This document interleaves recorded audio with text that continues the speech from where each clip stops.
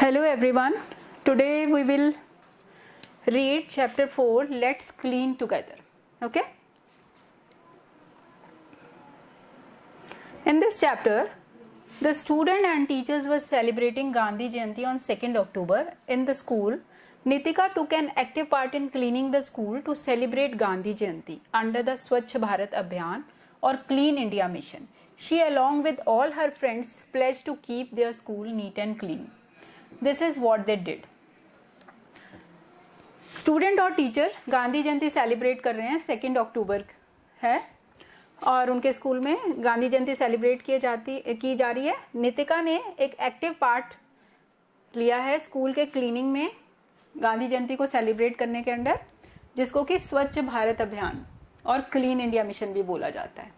वो अपने और अपने फ्रेंड के साथ उन्होंने प्लेज किया है कि वो अपने स्कूल को नीट एंड क्लीन रखेंगे. अब यहाँ पे कुछ जो उन्होंने रूल्स जो उनको फॉलो करने हैं वो क्या हैं.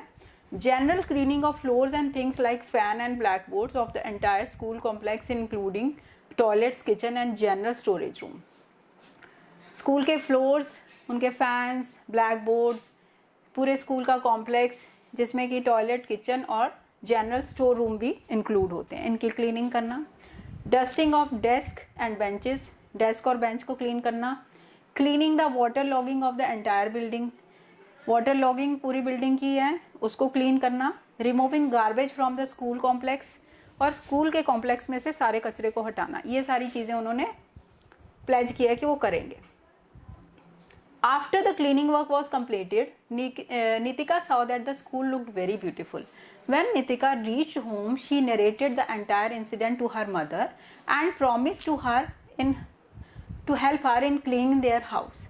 जब नितिका ने सब कुछ ये कर लिया तो उसको लगा कि स्कूल बहुत सुंदर लग रहा है, और जब वो घर पहुंची तो ये सारी बात उसने अपनी मदर से शेयर की और उन्हें कहा कि वो अब घर के क्लीनिंग में भी अपनी मम्मा की हेल्प करेंगी.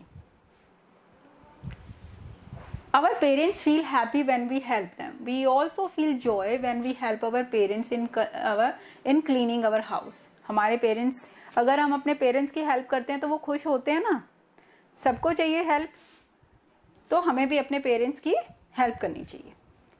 स्वच्छ भारत अभियान, स्वच्छ भारत अभियान है जिसको कि क्लीन इंडिया मिशन भी बोला जाता है. Was launched in our country on 2 October 2014 को लॉन्च हुआ था हमारे कंट्री में, जिसको कि क्लीन इंडिया मिशन भी बोलता है. ये एक नेशनल मूवमेंट है. This national campaign aims to achieve the vision of a clean India by 2 October 2019. A clean and hygienic India will be the best tribute Indians can pay to Mahatma Gandhi on his 150th birth anniversary in 2019. यानी ये clean India mission 2 अक्टूबर लिए launch किया गया कि महात्मा गांधी जी को एक ये best tribute है इंडियन की तरफ से, क्योंकि महात्मा गांधी जी भी बहुत सफाई पसंद थे. वो खुद ही अपने सारे सफाई के काम खुद ही करते थे, किसी तरह की शर्म नहीं करते थे. वो बोलते थे कि कोई भी काम छोटा बड़ा नहीं है. तो हमारी एक ट्रिब्यूट है गांधी जी को, अगर हम अपने देश को साफ और स्वच्छ रखें. Students and people from different sections of the society have come forward and joined this mass movement to cleanliness. लोग सोसाइटी के बहुत सारे अलग अलग सेक्शन से आए और उन्होंने इस मूवमेंट को ज्वाइन किया. Cleanliness campaign to spread awareness about the importance of good health and hygiene through plays and music are being carried out across the nation. अब क्लीनिनेस कैंपेन है, लोगों के बीच में अवेयरनेस पैदा करती है कि हम किस तरह से अपने आप को हेल्दी और हाइजीन रख सकते हैं.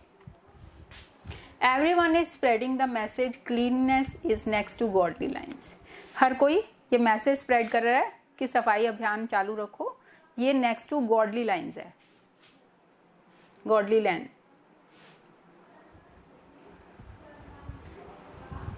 After working under Clean India Mission, we all should be more responsible keeping our home and surroundings clean by focusing on sanitation and maintaining a hygienic environment. Clean India mission के under काम करने के बाद में हम सबको ये करना चाहिए कि हम अपने सराउंडिंग्स, अपने घर को, सब चीज़ों को एकदम साफ रखें. Waste, now we are reading about waste. Every day we throw many things in our dustbin. हर रोज हम डस्टबिन में बहुत सारी चीज़ें फेंकते हैं, जैसे कि after eating a banana we throw the peel in the dustbin.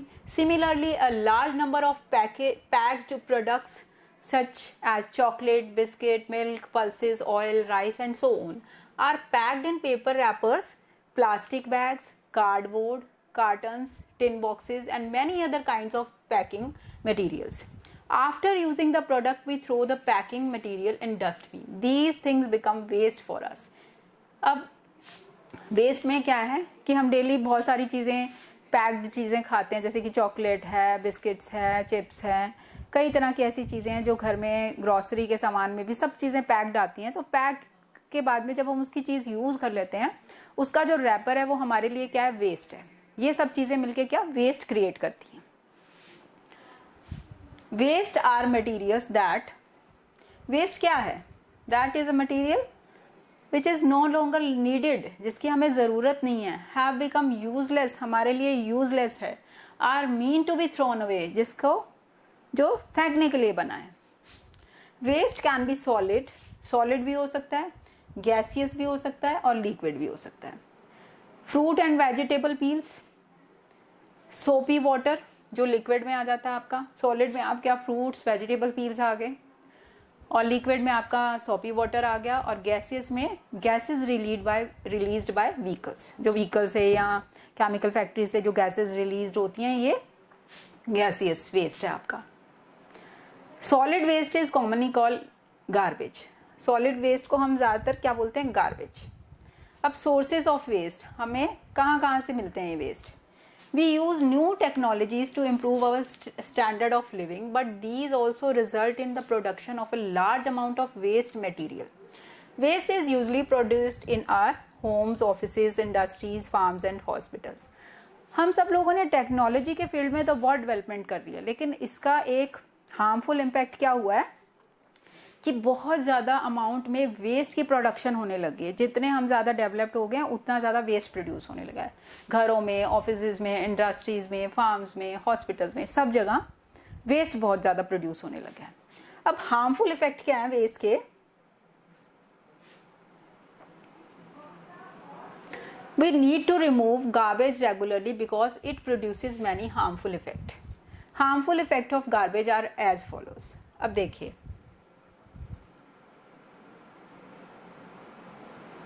ये हैं harmful effect इसके. Waste if not removed regularly makes our surrounding dirty and ugly. अगर वेस्ट को सही ढंग से रिमूव नहीं करेंगे तो हमारी सराउंडिंग कैसी हो जाएंगी, ugly and dirty. It produce foul smell. ये गंदी स्मेल प्रोड्यूस करने लग जाएगा, जैसे कि फ्रूट्स और वेजिटेबल के पील्स हैं, एनिमल डंग है, बहुत गंदी स्मेल प्रोड्यूस करेंगे. अ garbage dump become a breeding ground of flies and mosquitoes. और अगर कचरे का डिब्बा भरा रहेगा कचरे से, तो वो क्या है, वो मॉस्किटोज और फ्लाइज के लिए एक ब्रीडिंग ग्राउंड बन जाएगी, जहाँ पे वो मॉस्किटोज बहुत ज़्यादा ब्रीड करेंगे, बहुत बढ़ जाएंगे. Drains often get choked with garbage, specially plastic bags. और जो नालियाँ हैं वो बंद हो जाएंगी, चौक हो जाएंगी प्लास्टिक बैग से. हम जितना ज़्यादा प्लास्टिक का यूज़ करेंगे वो हार्मफुल है, गैसेज रिलीज़ करता है, और सारी जो ड्रेन्स हैं वो चौक हो जाएंगी. ओवरफ्लोइंग सीवेज में कंटेमिनेट ड्रिंकिंग वाटर. और अगर सीवेज का ओवरफ्लो होगा तो क्या होगा, ये हमारे ड्रिंकिंग वाटर के अंदर मिल जाएगा और उसको कंटेमिनेट कर देगा, गंदा कर देगा. Gaseous waste from vehicles are extremely hazardous to our health. और व्हीकल से इतनी ज़्यादा वेस्ट, जो गैसियस वेस्ट निकलता है, ये हमारे, हम सांस ले रहे हैं वो सारा एयर के अंदर मिल रहा है और हमारे हेल्थ को प्रॉब्लम क्रिएट कर रहा है. In some cities and towns, municipalities provide separate dustbin for collecting two kinds of waste. Usually one is blue color and the other is green color.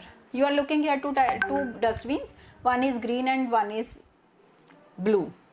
Green dustbin is for collecting biodegradable waste.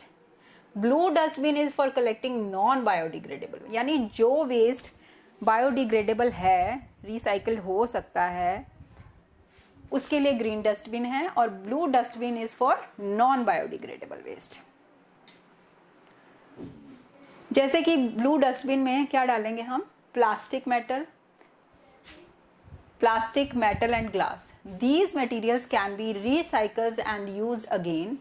Non-biodegradable waste doesn't decompose. अब जो non biodegradable waste है वो decompose नहीं होता है, ठीक है। The green dustbin is for collecting biodegradable waste, जैसे कि किचन का वेस्ट है और प्लांट और एनिमल वेस्ट है जो कि बायोडिग्रेडेबल है, डिकम्पोज हो सकता है। जो डिकम्पोज नहीं हो सकता है वो ब्लू डस्टबिन में जाएगा और जो डिकम्पोज हो सकता है वो ग्रीन डस्टबिन में जाएगा। Biodegradable waste rot completely by the action of microorganism when buried in the soil. So this waste can be converted into useful compost by the process of composting. अब जो biodegradable waste है उसको क्या करते हैं, मिट्टी के अंदर एक खड्डा खोद के उसको दबा दिया जाता है, कुछ प्रोसेस के बाद में वो डिकम्पोज हो जाता है और एक यूजफुल कंपोस्ट तैयार की जा सकती है उसको कंपोस्टिंग के प्रोसेस के थ्रू।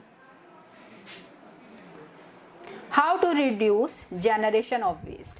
अब हम वेस्ट को कैसे रिड्यूस कर सकते हैं, इसके लिए it is important for us to reduce the generation of waste. This can be achieved by practising the 3 R's।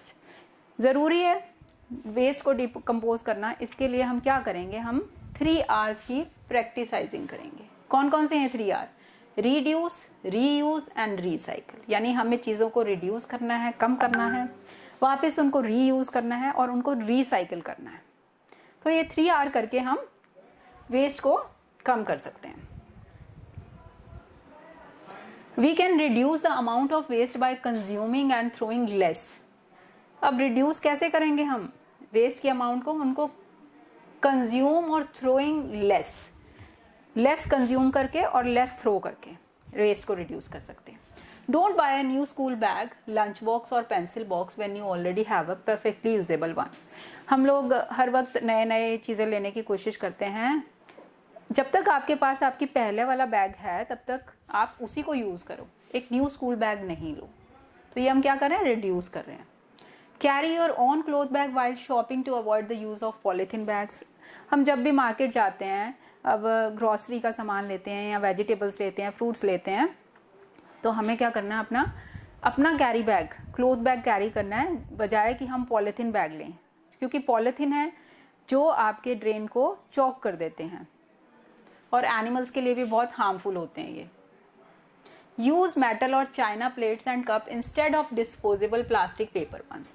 आजकल बहुत ही डिस्पोजेबल चीज़ों का यूज़ होने लग गया है, तो इसके बजाय आप चाइना प्लेट या मेटल, जो भी हमारे घर में स्टील है, जो भी मेटल की प्लेट्स यूज़ होती हैं वो यूज़ करनी चाहिए, जिनको कि वॉश किया जा सके, बजाय कि उनको थ्रो करने के। Take as much food in your plate as you can eat. उतना ही खाना लें जितना कि आप खाएं, क्योंकि जितना अगर हमें नहीं अच्छा लगता है तो वो फिर वो बेकार चला जाएगा, किसी के काम नहीं आएगा। इससे कि हम जो खाना बच जाए किसी ज़रूरतमंद इंसान को दे दें। Use ink pens instead of ball point pens. Ink pen को यूज़ करो क्योंकि उसमें इंक रीफिल हो जाती है, जबकि बॉल पेन में नहीं होती है, फिर हम उसको थ्रो कर देते हैं। तो इस तरह से हम रिड्यूस कर सकते हैं वेस्ट को। अब रीयूज़ कैसे करना है? Reusing of item is another method of reducing waste. अब चीज़ों को वापस रीयूज़ करना, वेस्ट को रिड्यूस करना है। जैसे कि plastic jars in which we get food items like pickles, jam and so on can be reused for storing things like salt, spices, sugar and pulses। जैसे कि प्लास्टिक के जार हैं जिसमें कि हमें फूड आइटम्स लगते हैं, जैसे कि अचार, जैम, इस तरह की कई चीज़ें आती हैं, आपको डिब्बा बंद होती हैं, वो पैक्ड होती हैं। तो उसके यूज़ करने के बाद में उसके जो कंटेनर्स हैं उसको हम वापस रीयूज़ कर सकते हैं, उनमें चीज़ें स्टोर कर सकते हैं, जैसे कि सॉल्ट है, हम मसाले स्टोर कर सकते हैं, शुगर कर सकते हैं, कुछ भी चीज़ें स्टोर कर सकते हैं। Mats, ropes and dusters can be made from old clothes. पुराने कपड़ों से हम क्या बना सकते हैं? डस्टर बना सकते हैं, मैट्स बना सकते हैं, रोप्स बना सकते हैं, तो उनको भी रीयूज़ कर सकते हैं। Old clothes and furniture should be donated to the poor so that they can be reused. आपके जो पुराने कपड़े हैं या कोई फर्नीचर हैं या कुछ भी चीज़ें हैं, आप उन लोगों को दीजिए जिनके पास ये चीज़ें नहीं हैं, ताकि वो रीयूज़ हो सके और उनके काम आ सके। Reuse old newspapers to make carry bags and old charts to cover your books, notebooks and files. आप जो आपके घर में जैसे न्यूज़पेपर है डेली आता है, जो पुराने न्यूज़पेपर हैं उनको आप अपनी बुक्स के कवर करने में यूज़ कर सकते हैं, उनके कैरी बैग बना सकते हैं, या अपनी नोटबुक्स और फाइल्स को कवर करने में आप उनको यूज़ ले सकते हैं. Make a dustbin from empty cardboard boxes use for packing. आप जो कार्डबोर्ड के बॉक्सेस हैं उनका डस्टबिन बना सकते हैं.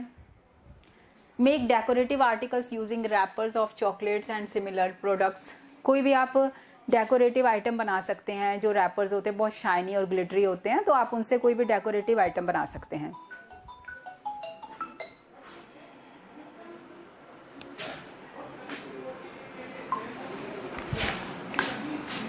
Making recycle. Making useful things from waste material is called recycling. For example, old newspaper can be recycled to make tissue paper and cardboard. जैसे old newspaper है उनको हम रिसाइकल कर सकते हैं, ठीक है, उनसे हम टिश्यू पेपर बना सकते हैं, कार्डबोर्ड बना सकते हैं. Materials like glass, metal, plastic and paper are collected, separated and sent to recycling industries. Glass, कई तरह के मेटल है, प्लास्टिक है या पेपर है, इनको कलेक्ट किया जाता है और इनको अलग करके रिसाइकलिंग इंडस्ट्रीज पे इनको सेंड कर दिया जाता है. Where they are use to make fresh glass, metals, plastic and paper products. वहाँ पे इनको रिसाइकल करके फ्रेश प्लास्टिक, ग्लास, मेटल्स में कन्वर्ट कर दिया जाता है. We know that paper is made from wood pulp. हमको पता है ना कि वुड पल्प से पेपर बनता है. By recycling use paper we can save many trees. अगर हम पेपर्स को रिसाइकल करते हैं तो हम बहुत सारे ट्रीज को सेव करते हैं, क्योंकि पेपर बनाने के लिए बहुत सारे ट्रीज को काटा जाता है वुड पल्प के लिए. The mineral resources of any country are precious and exhaustible. हमारे कंट्री के, किसी भी कंट्री के जो मिनरल हैं वो बहुत ही प्रीशियस हैं और एग्जॉस्टिबल हैं, ख़त्म हो जाएंगे वो एक दिन, इसलिए हमको उनको प्रिजर्व रखना है, सेव करना है उनको हमें. Metal waste can be melted in recycling industries to make new products. जो metal waste है उनको मेल्ट किया जाता है इंडस्ट्रीज के अंदर, जिससे कि नए प्रोडक्ट्स तैयार किए जाते हैं. You must have seen your parents selling old newspaper, magazines, used books and notebooks, plastic bottles, glass containers and metal objects to a junk dealer. हम देखते हैं ना कि घर में हम लोग कबाड़ी वाले को अपने जो पुरानी चीज़ें हैं, पेपर्स हैं, मैगजीन्स हैं या कोई भी पुराना सामान है वो बेचते हैं उनको. The junk dealer separate all these items for recycling. You can also recycle paper on your own. आप देखेंगे तो फिर जंक डीलर क्या करते हैं, उन सब चीज़ों को सेपरेट करके रिसाइकलिंग के लिए भेज जाते हैं. आप घर पे भी खुद अपने पेपर को रिसाइकल कर सकते हैं. By recycling, you can make new paper from an old, used and discarded paper. Recycle करके आप घर पे भी एक नया पेपर बना सकते हैं ओल्ड यूज्ड पेपर से. स्वच्छ भारत अभियान लॉन्च हुआ है 2 अक्टूबर को 2014 में. And non biodegradable waste is collected in blue dustbin. A beginning. During the summer vacation, Nikita went to her uncle's village with her parents to spend some days with her uncle's family. Her uncle, aunt, cousin, brother and his wife lived in a kacha house. They were very happy to have Nitika as their guest. Nitika noticed her bhabhi covering her head with a veil before her father-in-law. Nitika गर्मी की छुट्टियों में अपने uncle के village गई अपने parents के साथ, अपने कुछ गर्मी की छुट्टियों को स्पेंड करने पे. वहाँ पे उसने वो किस से मिली, अंकल, आंटी, अपने कज़न से और उनकी वाइफ जो कि उसकी भाभी लगती थी. वो सब एक कच्चे घर में रहते हैं. वो सब बहुत खुश हुए निकिता को आया देख के. नितिका ने क्या नोटिस किया कि उसकी भाभी उनके अंकल के सामने हमेशा घूंघट करके रखती है, ठीक है, covered her head with a well. Nitika asked her भाभी व्हाई शी डज दिस. हर भाभी said that it was a tradition in the village for every woman to cover her head with her sari to show respect to her elders. Nitika की भाभी ने बोला, उसने उनसे पूछा कि भाई आप ऐसा क्यों करती हैं, तो उसकी भाभी ने बोला कि ये गांव में ट्रेडिशन है कि हर एक जो बहू है वो अपने ससुर के सामने घूंघट करती है. After some time, Nitika asked, "Where is the toilet?" Her bhabhi said, "There is no toilet in our home. You have to go to a field in the open for defecation."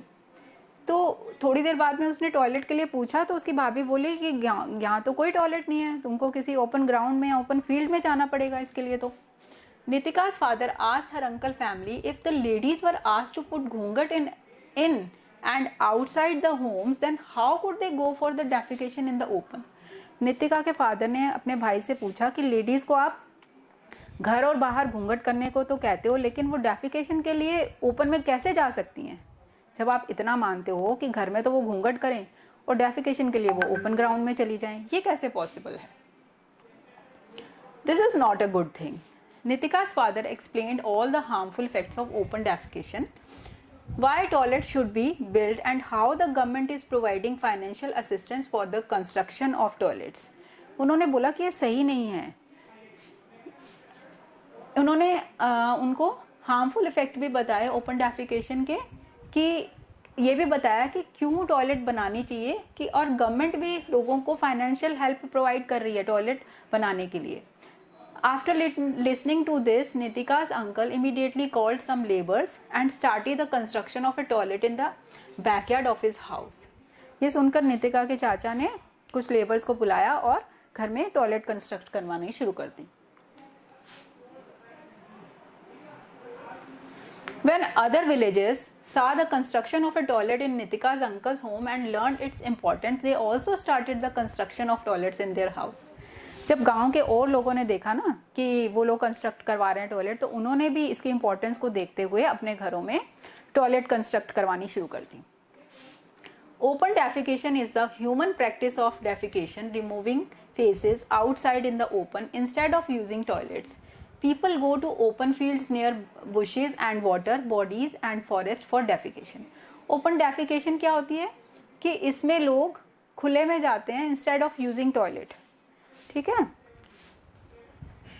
People go to open fields near bushes या water bodies के पास या झाड़ियों में या जंगलों में defecation के लिए वो ओपन एरिया में जाते हैं. That is called open defecation and this is not good. What are the reasons for open defecation? अब यहाँ पे इसके रीजन क्या है कि क्यों लोग ओपन डेफिकेशन में जाते हैं. People often don't have toilets in their houses or in the areas where they live due to lack of awareness. लोगों के घर में टॉयलेट्स नहीं है और उनके पास और in the areas where they live due to lack of awareness. और जिन एरिया में वो रहते हैं वहाँ पे अवेयरनेस की कमी है, जिसकी वजह से उन्होंने वहाँ पे टॉयलेट बनाए नहीं रखे हैं. Sometimes people do have toilets in their areas, but their condition is poor and unsanitary. कभी कभी ऐसी सिचुएशन भी होती है, लोगों के पास एरिया तो है, जगह बनाने की है, लेकिन उनकी कंडीशन इतनी पुअर होती है कि वो बना नहीं सकते हैं. फाइनेंशियली बहुत पुअर कंडीशन होती है. The toilets are broken and not well lit. Sometimes they don't have water and have many insect. कभी कभी उनके पास पानी की अवेलेबिलिटी नहीं होती है और कभी कभी बहुत सारे उसमें इंसेक्ट्स होते हैं, जिसकी वजह से भी वो उसको यूज़ नहीं करते हैं. People don't like to use such toilets and prefer to defecate in the open.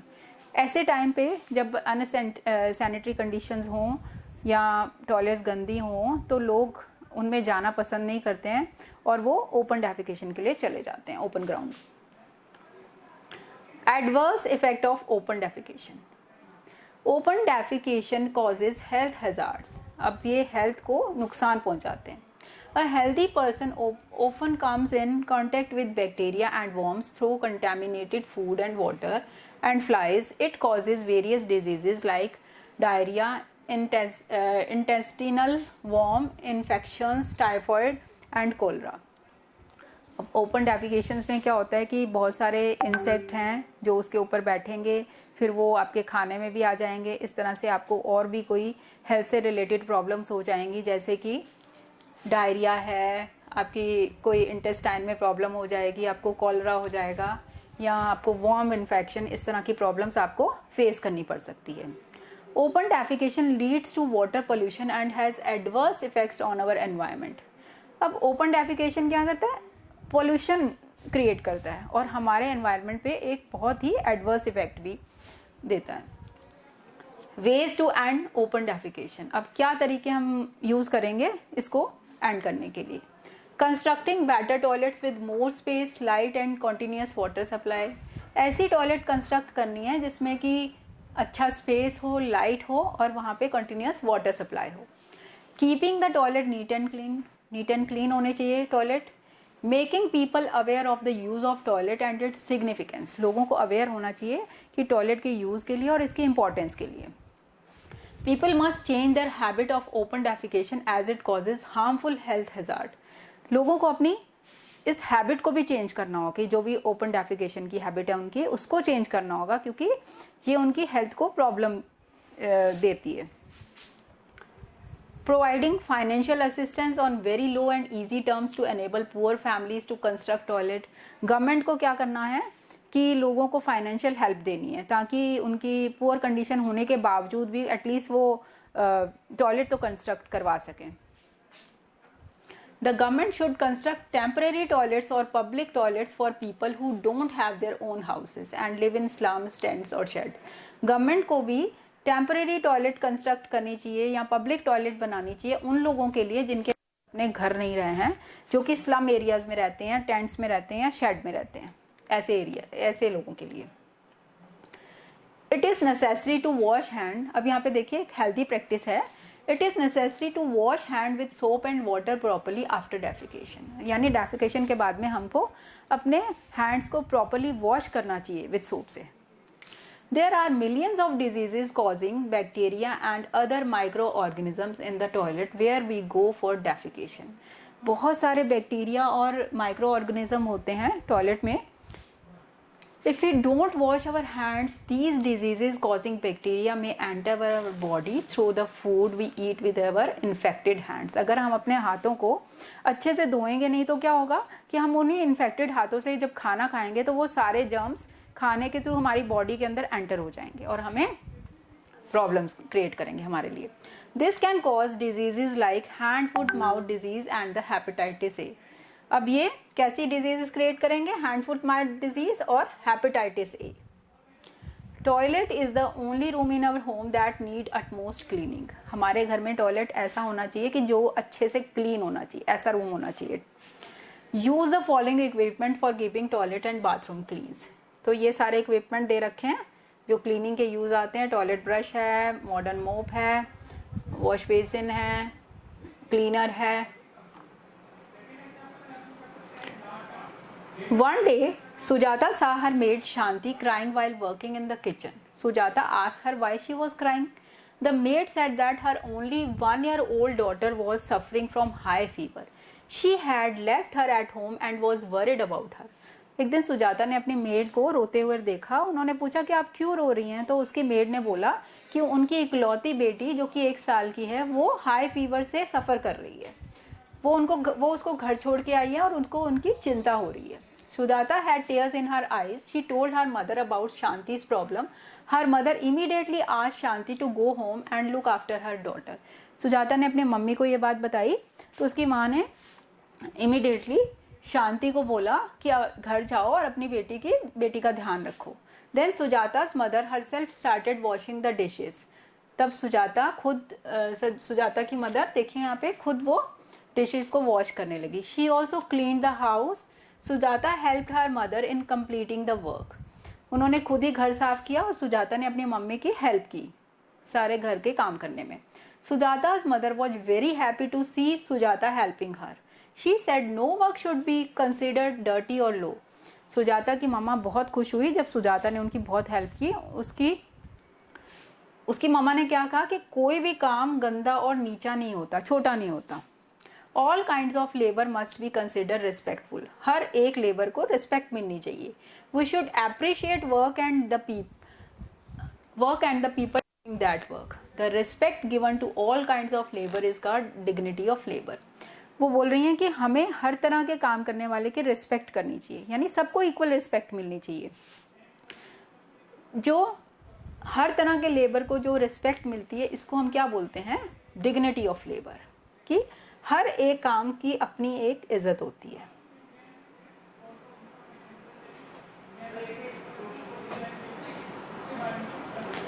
People who help us. अब यहाँ पे देखिए, many people help us keep our neighbourhood clean, let us meet the people who help Sujata and her family keep their neighbouringhood clean and green. अब देखिए, बहुत सारे लोग हैं जो हमारी सोसाइटी को, हमारे आसपास की सराउंडिंग को नीट एंड क्लीन रखते हैं। Manya is a sweeper, he cleans the gutters and the drains, he sweeps the road of the colony, he spray insecticide during the rainy season to kill the mosquitoes. He is not educated but he sent his son to school. He wants him to become a government officer. He is always cheerful. मान्या एक sweeper है, वो gutter और drains का cleaning work करता है और insecticide spray करता है रेनी सीजन में मॉस्किटोज को मारने के लिए। वो एजुकेटेड नहीं है लेकिन उसने अपने बेटे को स्कूल भेजा है। वो चाहता है कि उसका बेटा एक गवर्नमेंट ऑफिसर बने। अब Jharia is a garbage picker, he goes from house to collecting house hold garbage. Jharia एक गार्बेज पिकर है, वो घर घर जाके कचरा उठाता है और he then throws it into a big garbage box placed at the end of the road. He sent his daughter Rita to school. He wants Rita to become a doctor. वो भी अपनी बेटी रीटा को स्कूल भेजता है, क्या चाहता है कि उसकी बेटी एक डॉक्टर बने। और काशीराम एक गार्डनर है, he looks after Sujata's garden. He waters the plant. He also removed dry leaves and weeds. He also worked hard throughout his life to give his son a good education. वो भी plants की बहुत देखभाल करता है, अपने बेटे को वो स्कूल भेजता है एक अच्छी एजुकेशन पाने के लिए। Today is son an engineer, he still works because he loves and enjoy his job. उसका बेटा आज एक इंजीनियर है, अभी भी वो अपना काम बहुत प्यार और मेहनत से करता है। Sujata's grandfather said that we must give respect to all these helpers. They help us in keeping our surroundings and clean and healthy. Sujata's father shows a lot of respect for Manya, Jharia and Kashiram. He treats these helpers as his equals. Sujata के grandfather बोलते हैं कि ये helpers की हमें पूरी respect करनी चाहिए क्योंकि ये हमारी सोसाइटी को क्लीन और हेल्दी रखने में हमारी हेल्प करते हैं। सुजाता के फादर भी बहुत रिस्पेक्ट करते हैं इन सारे क्लीनिंग वर्क करने वाले लोगों को। Treating everyone equal. In India before independence, people were divided into low and high caste categories. Low caste people were made to do menial jobs like sweeping the floor and cleaning the toilets. Independence के time से हमारे जो देश में लो और high class categories divide हुई हैं। जो लो क्लास के लोग हैं वो छोटे काम करते हैं जैसे कि क्लीनिंग वर्क है, टॉयलेट्स क्लीन करना, और हाई क्लास के पीपल हैं उनको इल ट्रीट करते हैं, उनके साथ अच्छा व्यवहार नहीं करते हैं। जो लो कास्ट के लोग हैं उनको अनटचेबल्स बोला जाता है। So they were force to live outside the village. They were also not allowed to use the wealth they were used by the high caste people and pray in temple meet for high class people. जो low class के लोग हैं उनको गांव के कुएं में से पानी नहीं पीने दिया जाता है और ना ही उनको हाई कास्ट पीपल के जैसे टेम्पल्स में प्रे करने दिया जाता है, यानी उनके साथ बहुत बुरा ट्रीटमेंट होता है। तो Mahatma Gandhi ji, the father of nation, fought against untouchability. He named untouchables as Harijans. Harijans means the people of God. Gandhi ji also worked for the upliftment of Harijans to help them develop self-respect and self-confidence. He often visited their colonies and spent a lot of his time with them. Gandhi ji wanted us to honor and respect all occupation. Gandhi ji जो हमारे की father of nation है, उन्होंने इसके against लड़ाई लड़ी, untouchability के against. उन्होंने अनटचेबल्स को हरिजन्स का नाम दिया। Harijans means people of God. उन्होंने उनको उठाने के लिए बहुत सारे काम किए, उनकी सेल्फ रिस्पेक्ट के लिए, उनके सेल्फ कॉन्फिडेंस के लिए। वो अक्सर उनकी कॉलोनीज में विजिट किया जाते थे और बहुत सारा टाइम अपने उनके साथ स्पेंड करते थे। गांधी जी क्या चाहते थे कि उनको भी इक्वल रिस्पेक्ट और ऑनर मिले। तो हमारी क्या ड्यूटी बनती है? We must be kind to all. We must treat the people who work for us as our equals. We must respect person doing cleaning work. कि हमको भी उन लोगों को इक्वल रिस्पेक्ट देनी है। उनके जो भी क्लीनिंग जॉब करते हैं वो हमारे ही बराबर हैं। Cleanliness must be our habit. अब हमको ये पॉइंट फॉलो करने हैं कि अपनी क्लीनिनेस को अपनी हैबिट बनाने के लिए We must use dustbin to throw papers, pencil, shaving wrappers, toffees, we should never throw waste here and there. हमको जो भी कचरा है वो सारा डस्टबिन में फेंकना है, यहाँ वहाँ नहीं फेंकना है, ये एक अपनी हैबिट बनानी है। We must not write on the walls, floor and desk and of the classroom, we should not dirty these. हमको दीवारों पे या डेस्क या इधर उधर कहीं भी लिखना नहीं है, अपनी वॉल्स को डर्टी नहीं करना है। We must neither spit not spread litter anywhere. कहीं भी ना तो थूकना है ना ही कचरा फेंकना है। We must contribute towards maintaining cleanliness in our streets, colonies, home and public places. हमको कंट्रीब्यूट क्या करना है? अपनी क्लीननेस को मेंटेन करना है, हमारी स्ट्रीट्स को, कॉलोनीज़ को, होम्स को, पब्लिक प्लेसेस को। ये नहीं है कि सिर्फ हम अपने घरों को ही साफ़ रखें, हमारे पूरे एरिया, हमारे आसपास की जगहें, सबको हमें साफ़ रखना है। We should participate in street plays that make people aware of the importance of the cleanliness.